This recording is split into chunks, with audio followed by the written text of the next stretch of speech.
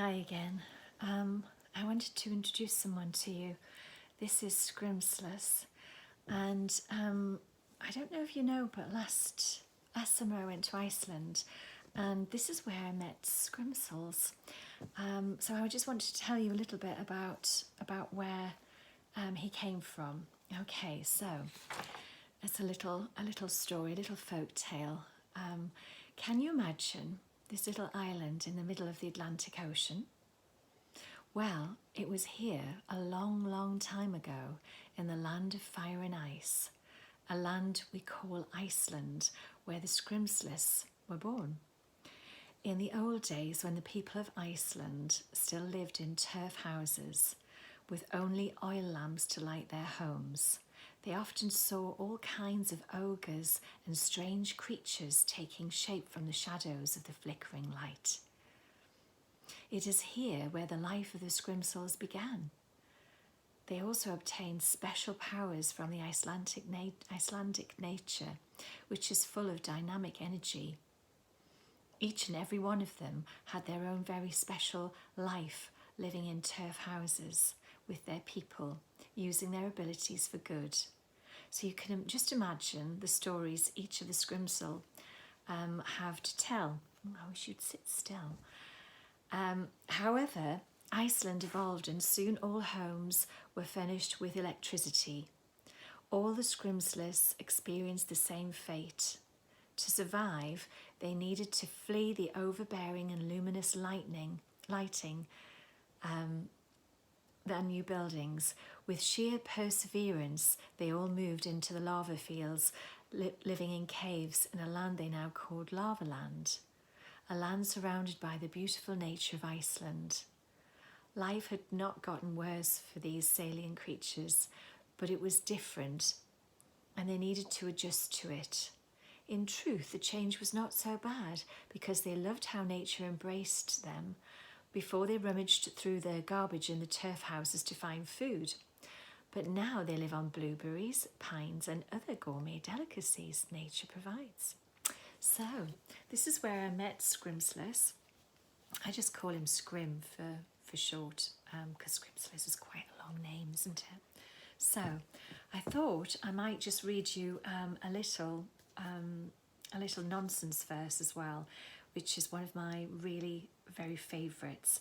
And this is the book. I bought this for my daughter when she was a little girl, and she loved it, so I hope you love it too.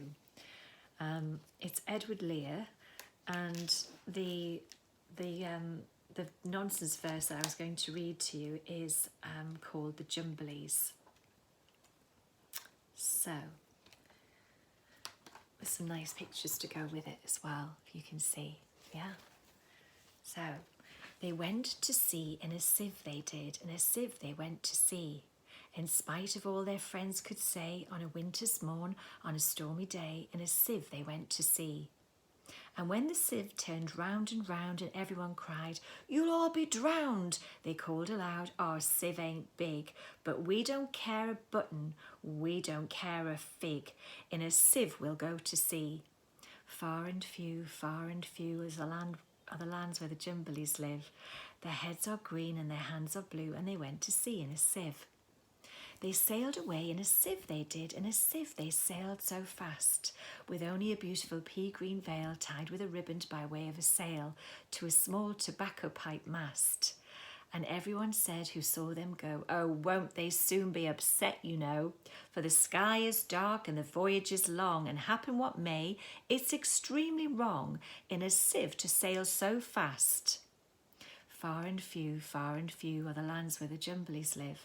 Their heads are green and their hands are blue, and they went to sea in a sieve. The water it soon came in, it did. The water it soon came in.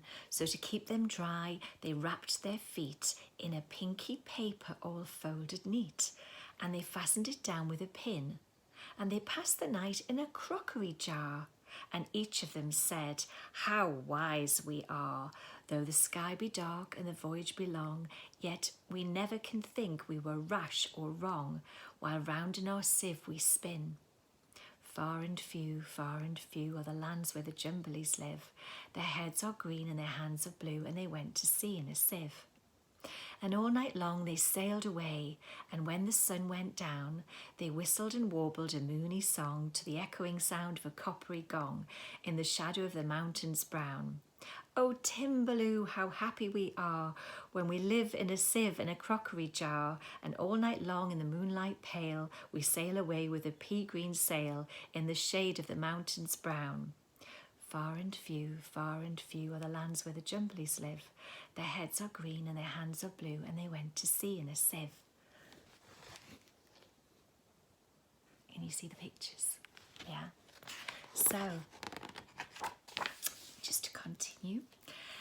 They sailed to the western sea, they did, to a land all covered with trees, and they bought an owl and a useful cart, and a pound of rice, and a cranberry tart, and a hive of silvery bees, and they bought a pig, and some green jackdaws, and a lovely monkey with lollipop paws,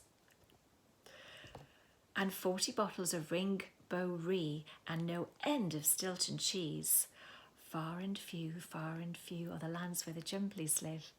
Their heads are green and their hands are blue, and they went to sea in a sieve. And there you can see all of the different things that they bought.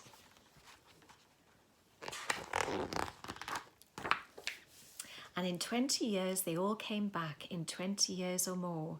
And everyone said, how tall they've grown, for they've been to the lakes and the Torrible Zone and the hills of the Chankly Bore.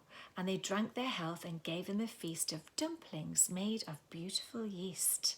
And everyone said, if only we live, we too will go to sea in a sieve to the hills of the Chankly Bore. Far and few are the lands where the Jumblies live. Their heads are green and their hands are blue, and they went to sea in a sieve. Can you imagine going to sea in a sieve? It's a sieve it's got lots of holes in it, hasn't it? Anyway, I hope you sleep well, and it's been my pleasure to read you a little verse, one of my favourites. So bye from Scrim, bye from me.